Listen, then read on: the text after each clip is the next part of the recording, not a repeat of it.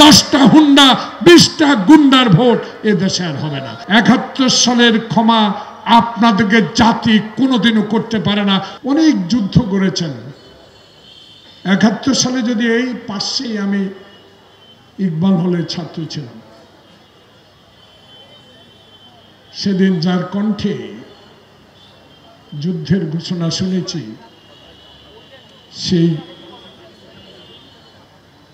সেই যুদ্ধের ঘোষণা পরেই চলে গেলাম যুদ্ধে, ফিরে এসেছি দেশকে 22 পরিবারের বিরুদ্ধে কথা বলে যে স্বাধীনতা আমরা এনেছি, যার হাতে ক্ষমতা 71-এ পদ দেওয়া হয়েছে, সেই আশা আমাদের কোনোদিনও পূরণ হয়নি।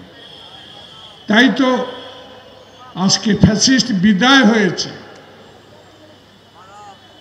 কিন্তু তাদের প্রেতাত্মারা এখনো আগামী নির্বাচনকে বানচাল করার একটা হীন ষড়যন্ত্র 71 সালের বিরোধীদের সাথে আমার মনে আঘাত করে এই নির্বাচনকে ব্যাহত করার হীন প্রচেষ্টা চালিয়ে যাচ্ছে।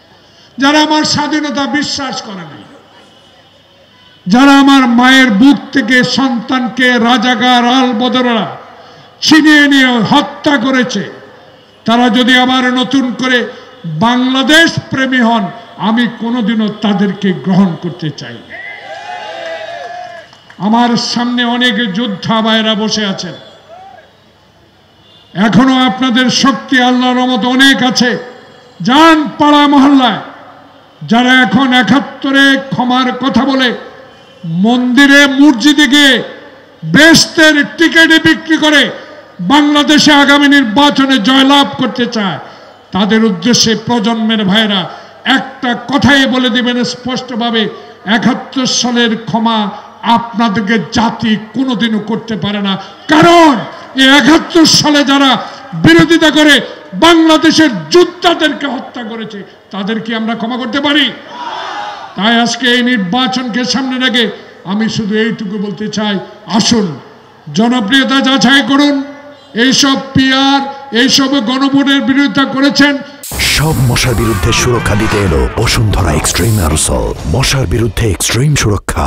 এখন বিরোধী দলের উপনেতা চান, এই চান, সেই চান, আসলে নির্বাচনের আপনারা আসবেন এটা ঠিকই, কিন্তু একটা হেয়াস করতে চান, কেয়াস করতে চান।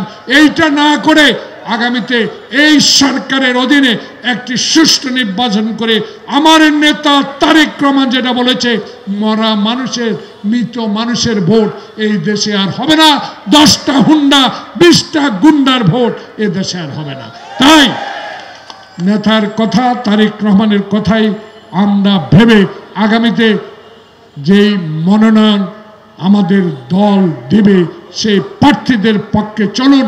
গ্রামে গঞ্জে গিয়ে মুক্তিযুদ্ধের কথা বলি, কত কষ্ট করেছি সেটা বলি, পদ্মা নদীর কথা বলি, তিস্তার কথা বলি, ফেলানির কথা বলি, সব কিছু বলে মানুষকে বুঝিয়ে ধানের শীষের পক্ষে ভোট আনতে হবে। আল্লাহ হাফেজ।